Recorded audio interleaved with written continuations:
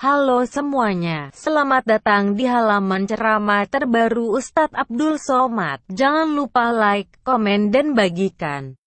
Buya Hamka menulis novel klasik. Datang Habibur Rahman El-Shirazi, tenggelamnya kapal Panderwick, bahasa klasik. Hanya jarak 40 tahun, banyak anak muda sekarang tidak paham bahasa-bahasa novel klasik. Tapi kalau disuruh dia baca novel yang sekarang paham, padahal jaraknya cuman 40 tahun. Seandainya hidup Nabi Muhammad SAW sekarang, datang dia ke Pekanbaru, hadir dia di masjid ini, bisa tak saya bicara dengan dia? Kenapa? Karena bahasa Arab tidak mengalami perubahan. Apa sebabnya? Karena Al-Quran. Ibu kalau pergi umrah, tiba-tiba lupa jalan mana hotel mau pulang, bisa ngomong ke polisi, ihdinas siratal hotel, tunjukkan aku kemana jalan ke hotel. Daur kam, lantai berapa? Salasa raka'atin, lantai 3.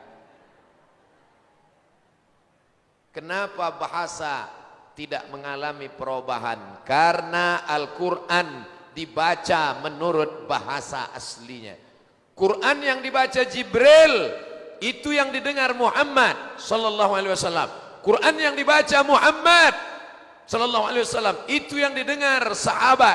Yang dibaca sahabat, itu yang didengar tabi'in. Yang dibaca tabi'in, itu yang didengar tabi'in. Sampai ke guru mengaji kita sekarang, tidak ada beda sama sekali. Tolong tunjukkan saya kitab suci yang pakai bahasa aslinya, yang dibaca oleh Musa, yang diucapkan oleh Isa. Mana sekarang? Ada? Takut menjawabnya kan? Bersyukur. Kenapa? Karena Al-Quran tidak mengalami perubahan. Pertama, poin yang mau saya sampaikan, bahwa mukjizat bahasa Al-Quran. 2, bahasa Al-Quran bahasa yang paling lengkap dilihat dari penggunaan anatomi vokal, suara, bunyi, huruf yang tak ada dalam bahasa lain. Tunjukkan saya bahasa Minang, bahasa Batak, bahasa Jawa, bahasa Sunda, bahasa Banjar, bahasa Makassar yang ada huruf bot. Ada? Yang ada huruf bot. Makanya bahasa Arab itu disebut dengan lughatul bod. Karena tak ada huruf bot. Bahasa Inggris ada bot. What is bot? Yang ada what is that? Huruf to tak ada. Huruf a tak ada. Huruf wa tak ada. Huruf tha ada. Health, WHO, World Health Organization.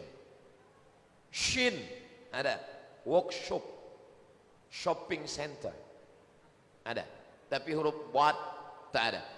Maka orang yang tidak pernah membaca Al-Quran seumur hidup berarti tidak menggunakan potensi yang ada pada dirinya. Sama seperti orang punya HP canggih, tapi yang tahu cuman warna hijau, warna merah. Hijau angkat, merah mati. Tak tahu dia lagi. MP3 tak tahu, MP4 tak tahu, Instagram tak tahu, YouTube tak tahu. Tapi benda-benda itu ada di HP dia, tapi dia tak tahu menggunakannya. Tapi ketika orang baca Quran, a'udzu billahi minasy syaithanir rajim, a'udzu syaitanir, bismillahirrahmanirrahim.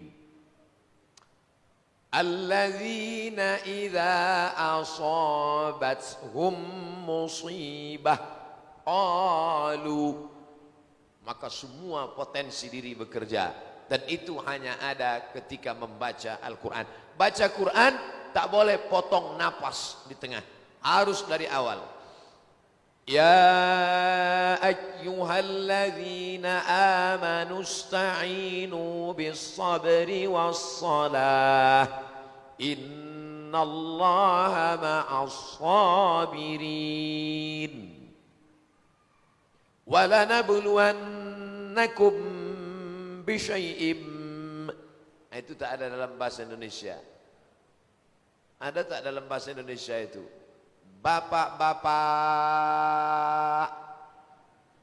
Tak ada beda. Bapak-bapak. Tak ada beda.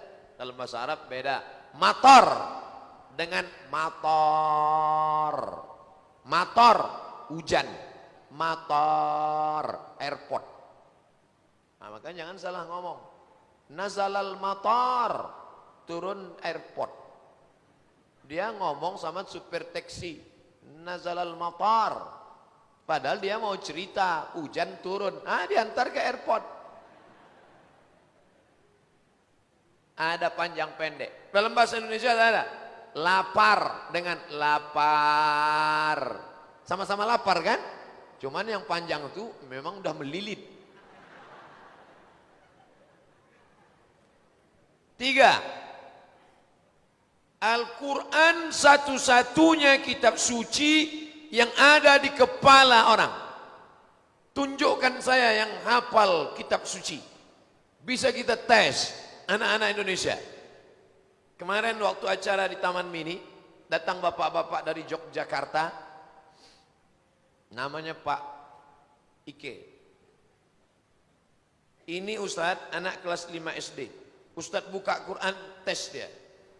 Kami buka, kami tes. Satu kata saya sebut, disebutnya. Halaman sekian, 1 dari bawah, 2 dari atas. Mundur 3 halaman ke belakang. Halaman 2, 3 dari surat ini, ayat ini. Mundur lagi, lama-lama berhenti saya, takut saya. Ini manusia apa Google? Anak umur 5 tahun, anak kelas 5 SD. Ternyata luar biasa. Oleh sebab itu maka ini cara Allah Subhanahu wa taala untuk menunjukkan. 4. Mukjizat Nabi Musa tak nampak lagi. Ketika dipukulnya laut, terbelah laut merah.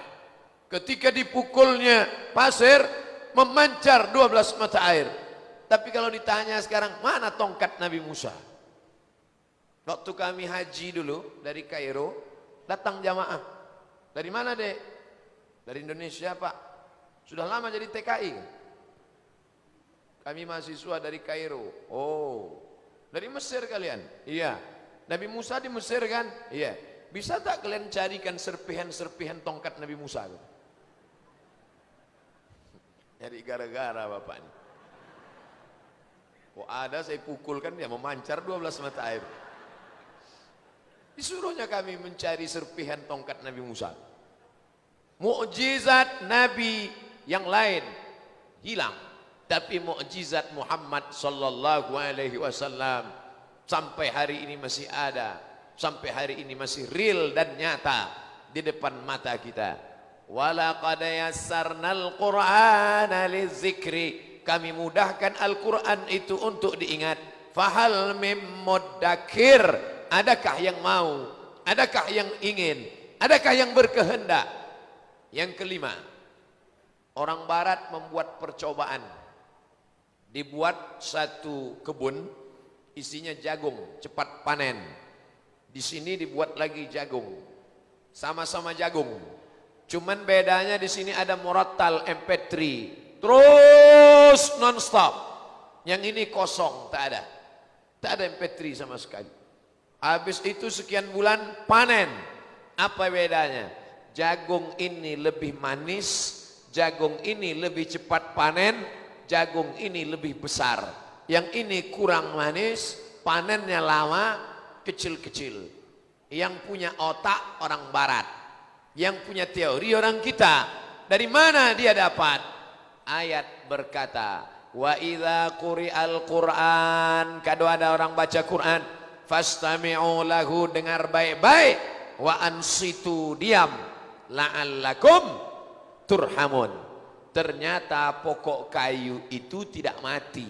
Pokok kayu hidup dan dia bisa mendengar. Dan rahmat turun ke pokok jagung. Itu dibuatnya jagung yang ini tak ada suara.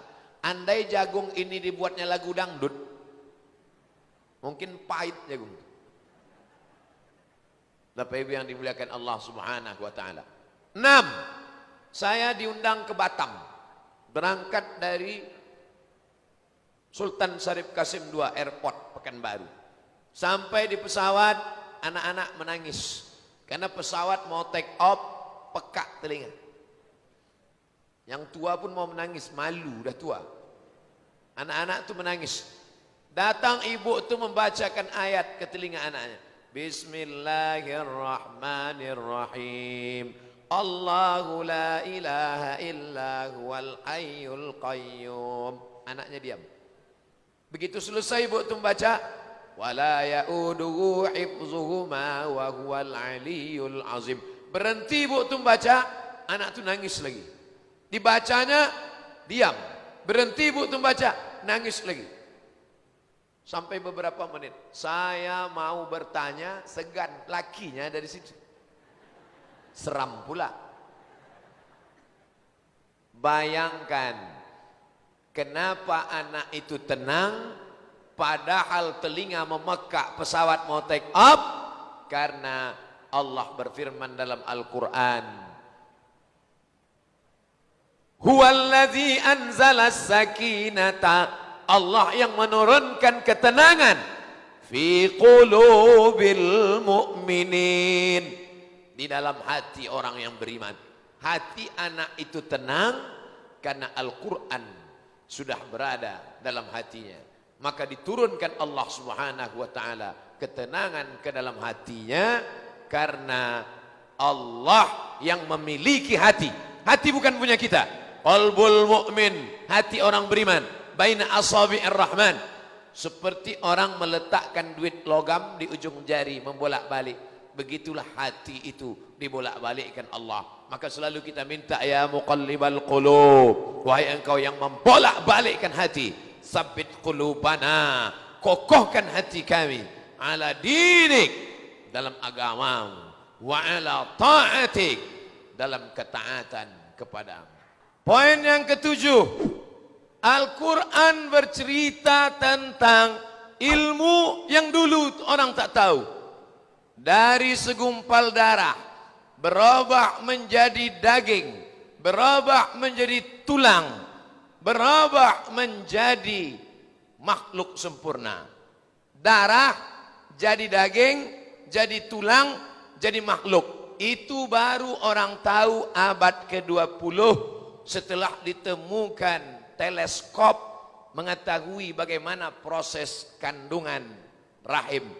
Tanya dokter SPOG, itu prakteknya di depan pintu masuk airport. SPOG, spesialis kan kandungan. Dari mana Nabi Muhammad tahu itu? Kita mudah saja. Nabi Muhammad tahu, wa ma yantiqu anil hawa, in huwa illa wahyun yuha, wahyu dari Allah Subhanahu wa taala. Nasiyatin kazibatin khati'ah, ubun-ubun, kazibatin pembohong, khati'ah pelaku dosa. Yang berdosa kan tangan, yang berdosa kan kaki. Kenapa disebut ubun-ubun? Karena kata dokter spesialis otak dari Fakultas Kedokteran UNRI, Universitas Riau, otak inilah yang memerintah mata, otak inilah yang memerintah telinga. Kalau ada di antara ibu yang serius mendengar ceramah, otaknya yang berkata, dengarkan ceramah itu. Kalau ada yang mengantuk-mengantuk, otaknya berkata, usah kau dengarkan ceramah, itu tip rusak itu. Otak. Dari mana otak? Otak dari jantung. Karena jantung menyemburkan darah. Darah naik ke otak. Darah dari mana? Dari makanan. Makanya Nabi menyuruh jaga makanan. Jangan suapkan makanan haram ke mulut anak. Karena makanan haram, sepiring lontong gulai paku, katupe gulai paku, dari haram, lontongnya halal. Duit yang membeli itu duit tunjang, duit sipak, duit sikut, duit korupsi, duit koruptor, berubah menjadi tetesan darah haram, masuk ke jantung, naik ke otak, isi otak haram. Oleh sebab itu maka ini baru tahu dokter spesialis otak.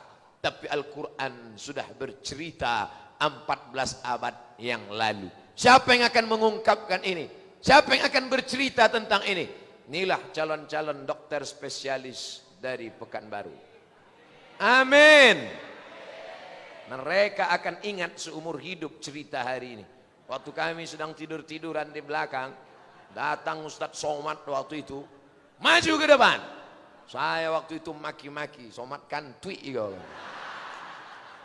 Tapi rupanya itu berkesan bagi mereka, sampai mati ingat mereka. Kenapa mereka ingat? Karena fotonya ada yang ngambil dicetak. Ambil foto, cetak, tempel ke dinding besar-besar.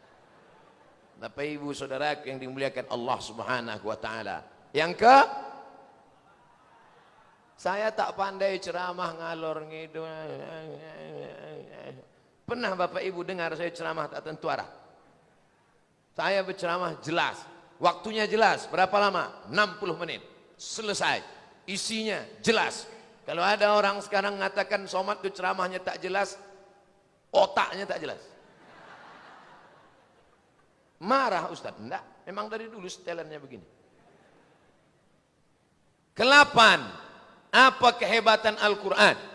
Al-Quran bisa mengobati penyakit, bukan penyakit hati, bukan risau, bukan stres, bukan depresi. Sahabat Nabi diundang oleh kepala suku karena terkena ladir, disengat binatang berbisa. Dibacakannya Al-Fatihah. Ada orang gila, dibacakannya Al-Fatihah. Bismillahirrahmanirrahim. Alhamdulillahirabbil alamin arrahmanir rahim maliki yaumiddin iyyaka na'budu wa iyyaka nasta'in ihdinas siratal mustaqim siratal ladzina an'amta 'alaihim wal maghdubi 'alaihim waladdallin amin. Air liurnya ditahan, tak ditelan. Bismillahirrahmanirrahim. Alhamdulillahirabbil alamin sampai banyak. Setelah banyak sehat. Baca buku 37 masalah populer dalam pembahasan masalah bid'ah. Apakah membaca Al-Fatihah menahan air liur, meniupkan ke air, dibaca itu bid'ah? Tidak, karena dilakukan oleh sahabat Nabi. Nah, nanti kalian kalau ada jumpa-jumpa orang gila di jalan, baca Fatihah banyak-banyak. Dua kemungkinan, kalau tak dia sehat, kita lari. Ustadz, kenapa sahabat dulu membacakan Fatihah, orang gila itu sehat? Kenapa sekarang saya membacakan Fatihah, orang gila itu tak sehat? Karena yang membacakan sama yang dibacakan itu sama levelnya. Sama-sama gilo. Bapak Ibu yang dimuliakan Allah subhanahu wa ta'ala. Siapa yang mengatakan Quran bisa menjadi penyembuh? Allah. Wa nunazzilu minal Quran ma huwa shifa. Apa itu shifa? Shifa, bukan. Shifa, shifa artinya penyembuh. Shifa, shifa, shifa. Sini sebentar. Nama anaknya siapa? Mustasfa. Mustasfa rumah sakit. Mustasfa, tempat orang sakit menjadi sembuh. Shifa, penyembuh, penawar, obat. Tak ada yang paling hebat daripada Al-Quran. Al-Quran dibacakan ke air. Allahul qayyum la ta'khudhuhu sinatun wa la nawm lahu ma fis samawati wa ma fil ardi man dhal ladzi yashfa'u 'indahu illa bi idhnihi ya'lamu ma bayna aydihim wa ma khalfahum la yahtuna bi shay'in min ilmihi illa bima sha'a wasi'a kursiyyuhu samawati wal ardi wa la ya'uduhu hifdhuhuma wa huwal 'aliyyul 'azim. Setelah diteliti di Jepang muncul molekul-molekul merubah air. Ternyata air itu hidup, air tidak mati. Yang punya teori orang kita, yang membuktikannya orang Jepang. Makanya air Az-Zikra dari Ustadz Arifin Ilham dibacakan zikir beramai-ramai. Makanya kalau ada orang baca Quran, air itu dibuka. Tadi ada baca Quran di sini. Kenapa air ditutup? dibuka supaya rahmatnya tuh rahmat turun. Takut saya Pak Ustadz, tai gigi masuk. Mana ada orang Islam bertaik giginya? Karena orang Islam sebelum sholat duha tadi sudah bersiwak. Pernah tak nengok imam meletakkan siwak di kantong? Luruskan shaf, luruskan shaf. Sawus suhuf, fa inna tasfiyatas suhuf min tamamis sholah. Bersiwak sebelum sholat sunnah. Laula an asyqa ala ummati. Kalau tidak memberatkan bagi umatku, la amartuhum bisiwak. Kusuruh mereka bersiwak inda kulli sholah, setiap mau sholat. Yang ke-8. Saya mau ngetes saja. Jamaah ini masih ingat apa tidak? Nah, ada sebagian jamaah itu terserahlah Pak Ustadz mau 7 mau 8 yang penting cepat selesai. Aku udah mau stres segini udah. Yang ke-9. Yang ke-9, inna khalaqnal insan. Kami ciptakan manusia min nutfatin, dari sperma, amsyajin, bercampur dengan sel ovum, sel telur. Faja'alna, kami jadikan dia sami'am basira. Surat Al-Insan. Hal ata 'alal insani hinum minad dahri lam yakun syai'an madhkura. Inna khalaqnal insan min nutfatin amsyajin nabtalihi faj'alnahu sami'an basira. Anak dalam kandungan bisa mendengar, bisa melihat. Siapa yang ngomong? Dokter. Waktu saya ceramah di sini, ceramah beberapa tahun yang lalu, datang surat dari dokter di belakang. Ustadz Somad, saya dokter. Ayat yang Ustadz bacakan tadi bercerita bahwa janin bisa mendengar. Itulah yang kami pelajari di dunia fakultas kedokteran, bahwa janin bisa mendengar. Maka ibu-ibu hamil datang ke Ustadz. Ustadz, ya saya mau baca Quran. Nah, bacalah semuanya. Banyak betul Pak Ustadz. Kira-kira yang pendek-pendek aja Pak. Baca surat Yusuf. Supaya anaknya nanti takut berzina seperti Nabi Yusuf. Tujuan Ustadz begitu. Ibu ini salah paham. Disangkanya dibaca surat Yusuf anak ganteng macam Nabi Yusuf. Begitu lahir PKI, pendek kecil hitam.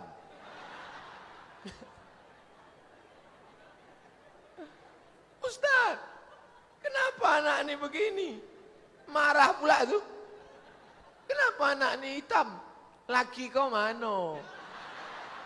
Ini Ustaz, asamu lah. Laki hitam mana anak putih? Tujuan membaca ayat itu supaya anak itu dikejar-kejar Juleka. Sobek bajunya di belakang. Apa kata dia? Inni akhafullah. Aku takut kepada Allah. Itu tujuannya. Makanya dibacakanlah anak-anak itu ayat Quran. Ibu sambil maca bersolawat. Salatullah salamullah ala yasin habibillah. Salatullah salamullah. Terbalik pula. Tawassalna bi bismillah wa bil hadi rasulillah wa kullu mujahidin lillah bi ahlil badri ya Allah. Lagu jadul. Lagu baru lah Pak Ustadz.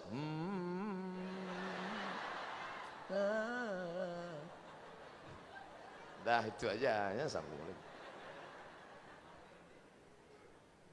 Bapak Ibu yang dimuliakan Allah Subhanahu wa taala, anak di dalam mendengar. Saya sampai jam 9.15, habis itu saya jawab beberapa pertanyaan berikut nih. Ada beberapa pertanyaan.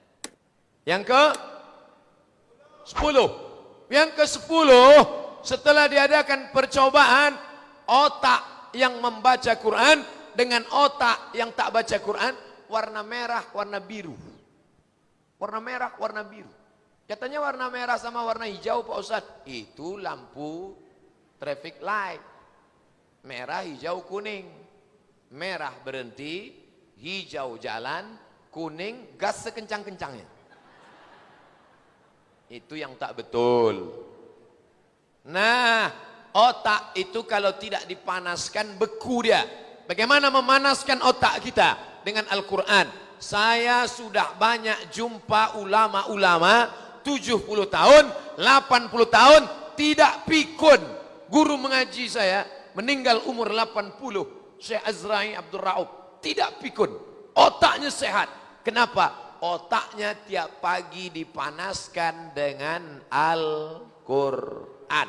Orang yang hafal Quran satu hari mengulang hafalannya 2 juz.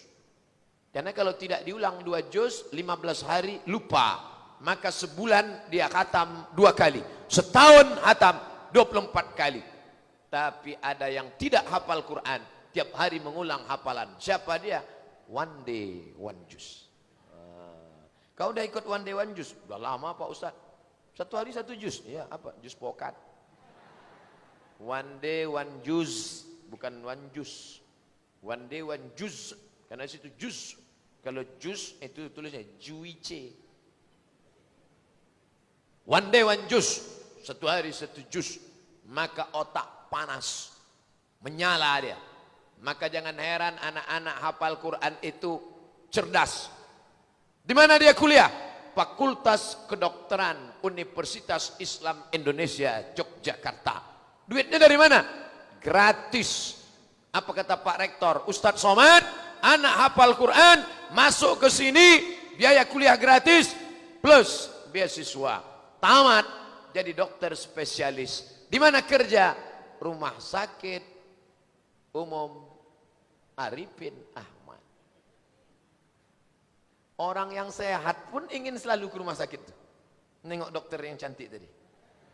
Hafal Quran, raut wajahnya bersih bekas air wudhu, cahaya matanya habis sholat tahajud malam, orangnya baik. Masuk dia ke ruangan ICU bawa jarum suntik. Bismillahirrahmanirrahim.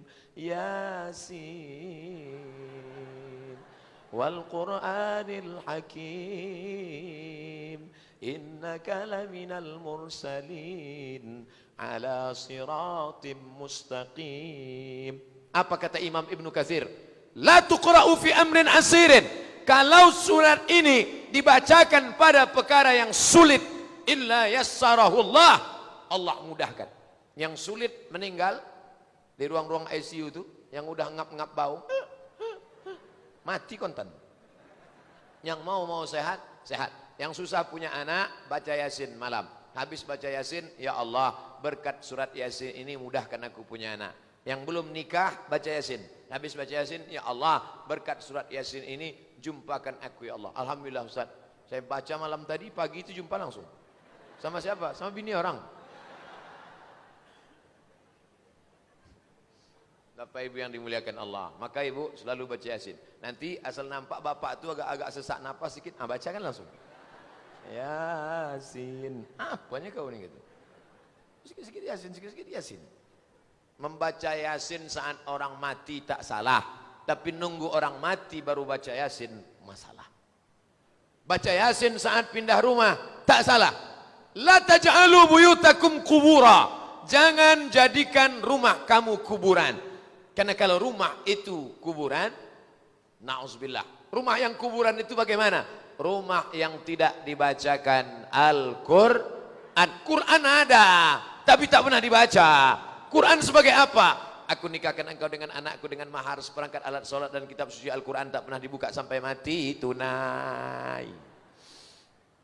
Quran disampul pakai kain hijau, dimasukkan ke kotak kayu jati, dipaku 4 sudut, diletakkan di ruang tamu, masuk ke dalam lemari cantik. Setiap tamu yang masuk ke ruang tamu macam menengok kucing. Cantiknya. Ini apa Bu? Inilah mahar kami nikah sama papa dulu. Pernah dibuka? Bukan begitu memuliakan Al-Quran. Balik dari sini, buka itu lemari, buka itu kotak, ambil, baca. Baca Quran. Bang, saatnya kita membaca Quran. Sini bang, rupanya abang tu tak pandai baca Quran. Aku nikahkan engkau dengan anakku dengan mahar mengajarkan surat Ar-Rahman tunai. Indahnya. Di saat malam itu dibangunkannya istrinya membaca Quran. Adinda, janjiku mengajarkan Ar-Rahman. Buka Quran. Bismillahirrahmanirrahim. Ar-Rahman 'allamal Qur'an. Khalaqal insan 'allamahul bayan. Tengoklah bang, kata mertua, menantu kita baru malam pertama udah baca Quran. Kita udah 30 tahun nikah tak pernah tahajud. Dibukanya pintu kamar, tengok rupanya flash disk.